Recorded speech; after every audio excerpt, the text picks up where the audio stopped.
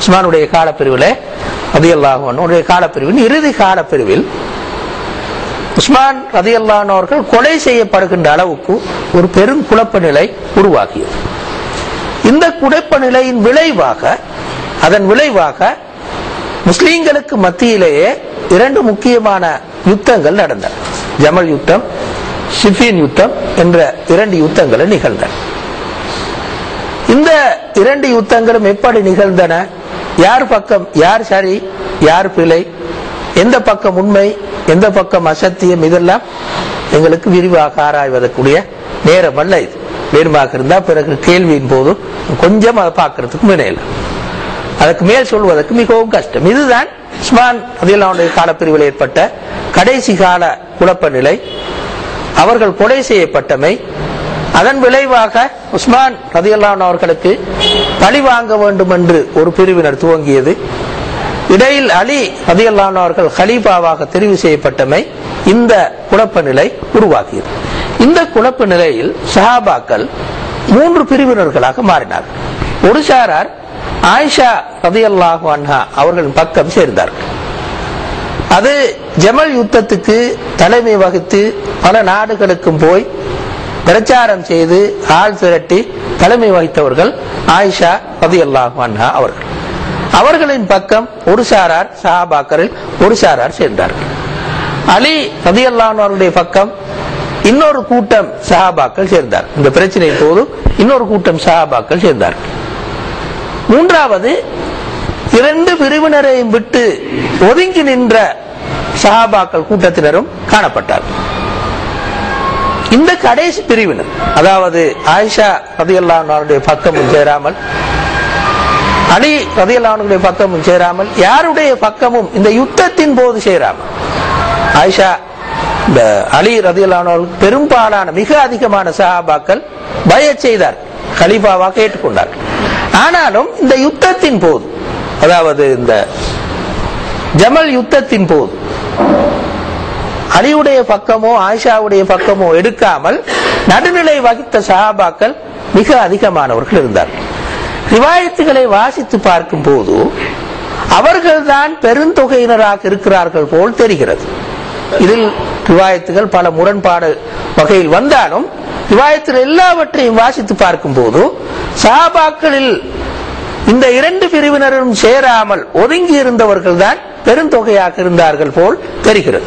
அலி ரலியல்லாஹு அன்ஹு பக்கத்திலும் சேராமல் ஆயிஷா ரலியல்லாஹு அன்ஹா அவரின் பக்கத்திலும் இந்த ஜமல் யுத்தத்தின் போது சேராமல் ஒதுங்கி இருந்தவர்கள் தான் அதிகமாக தெரிகிறார். சிஃபின் யுத்தத்திலும் அதே நிலைமையைத்தான் நாங்கள் பார்க்கிறோம். உதாரணமாக ஒரு ரிவாயத்தை மட்டும் நாங்கள் இங்கே தருகிறோம். ரவல் இமாம் அஹ்மத் ரலியல்லாஹு அன்ஹு அவர்கள் தங்களுடைய முஸ்னதிலே பதிவு செய்கிறார்கள். அன் முஹம்மது இப்னு சீரின் ஒரு தாபியங்களில் ஒரு பெரிய அறிஞராக இருந்தவர். இப்னு சீரின் சொல்வதாக, தாபியங்களில் ஒருவர் அவர் சொல்வதாக இமாம் அஹ்மத் அவர்கள் பதிவு செய்திருக்கிறார்கள். ஹாஜத்துல் ஃபித்னத்து வ அஸ்ஹாபு ரசூலில்லாஹ் அஷராத்துல் உலூஃப். இந்த ஃபித்னா, அதாவது இந்த குழப்ப நிலை மிக பாரியதாக ஏற்பட்ட போது சஹாபாக்கள் பல ஆயிரக்கணக்கில் இருந்தார்கள். அஷராத்துல் உலூஃப், பல ஆயிரக்கணக்காக சஹாபாக்கள் இருந்தார்கள். ஃபலம் யஹ்துர்ஹா மின்ஹும் மிஅத்து பல் லம் யப்லுகு 30. அவர்களில் 100 பேர் தான் அல்லது 30 பேர் அளவு கூட எந்த பக்கத்திலும் சேரவில்லை. இந்த யுத்தத்தில், ஜமல் யுத்தத்தில் ஆயிஷா ரலியல்லாஹு அன்ஹா பக்கத்தில் சேர்ந்த சஹாபாக்களை பார்த்தால், அலி ரலியல்லாஹு அன்ஹு பக்கத்தில் சேர்ந்த சஹாபாக்கள், இந்த 2 பிரிவினரை பார்த்தால் ஒரு 100 பேர் உள்ளுக்குத்தான் வருவார்கள். 30 பேர் அடைந்ததுவா என்று சொல்வது கூட கொஞ்சம் கஷ்டமாக இருக்கிறது என்று இப்னு சீரின் அவர்கள் சொல்கின்றார்.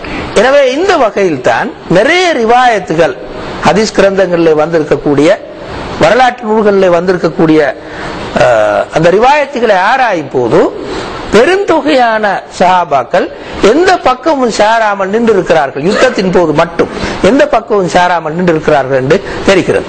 அதற்கு பிரதானமான காரணம் ரசூலுல்லாஹி ஸல்லல்லாஹு அலைஹி வஸல்லம் அவர்கள்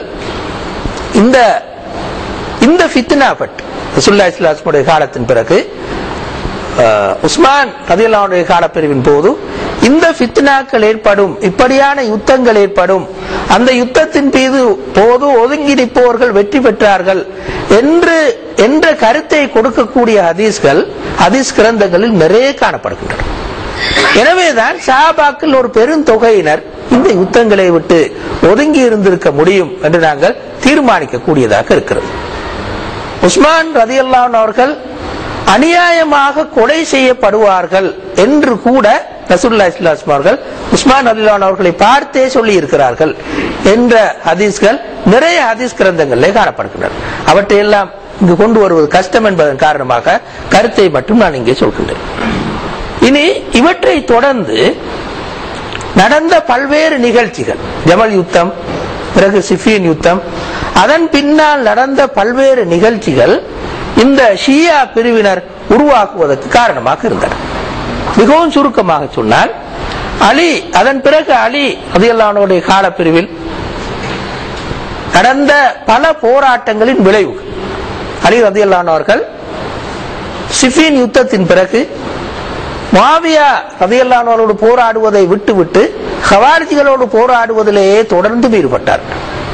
அதன் விளைவாக ஹவாரிஜிகளில் ஒருவர் தான் அலி ரலியல்லாஹு அன்ஹு அவர்களை கொலை செய்த நிகழ்ச்சி நிகழ்ந்தது.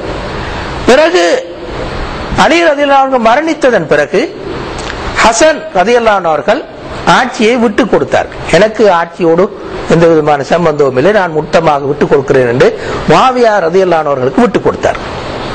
மூன்றாவது, முஆவியா ரலியல்லாஹு அன்ஹுடைய ஆட்சியின் பிறகு அவருடைய மகன் யசீத் ஆட்சிக்கு வந்தார். யசீத் ஒரு மிகச் சிறந்த ஆட்சியாளராக இருக்கவில்லை. பல்வேறு தவறுகளும் குழப்பங்களும் அவருடைய காலப்பிரிவிலே காணப்பட்டன. இதனைத் தொடர்ந்து இஸ்லாமிய வரலாற்றில் மிகுந்த பாதிப்பை ஏற்படுத்திய, அன்று வாழ்ந்த முஸ்லிம்களின் மனதிலும் சரி, இன்று இருக்கிற முஸ்லிம்களின் மனதிலும் சரி, கடுமையான பாதிப்பை ஏற்படுத்திய கர்பலா யுத்தம் நிகழ்ந்தது. இந்த அவ்வளவு நிகழ்ச்சிகளும் சேர்ந்து அலி ரலியல்லாஹு அன்ஹு அவர்கள் கொலை செய்யப்பட்டார்கள். முஆவியாவுடைய ஆட்சி தொடர்ந்தது.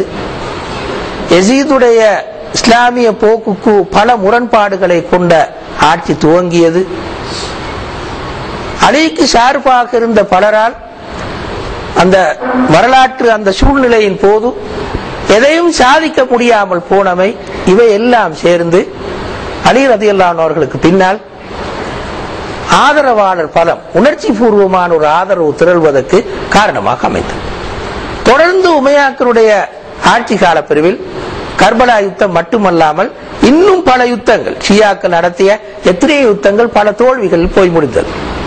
இவையெல்லாம் சேர்ந்து ஷியாக்கள் என்ற ஒரு பிரிவினர் படிப்படியாக உருவாவதற்கு காரணமாக அமைந்தது. எங்களுக்கு தெரியும், ஒரு பக்கம் அநியாயம் நிகழும் போது, ஒரு பக்கம் தோல்வி அடையும் போது, அந்த குறிப்பிட்ட பக்கமும் சமூகத்தின் உயர்ந்த அந்தஸ்தை பெற்றவராக இருக்கும் போது அவருடைய பக்கம் அனுதாப அலை அடிப்பது மிகவும் இயல்பான ஒரு விஷயம். அலி ரலியல்லாஹு அன்ஹு அவர்கள் ரசூலுல்லாஹ்வுடைய மகளை திருமணம் முடித்தவர்கள். ஹசன் ரலியல்லாஹு அன்ஹு அவர்கள், ஹுசைன் ரலியல்லாஹு அன்ஹு அவர்கள் ரசூலுல்லாஹ்வுடைய 2 பேர பிள்ளை, ரசூலுல்லாஹ்வுக்கு மிகவும் நெருக்கமானவர்கள்.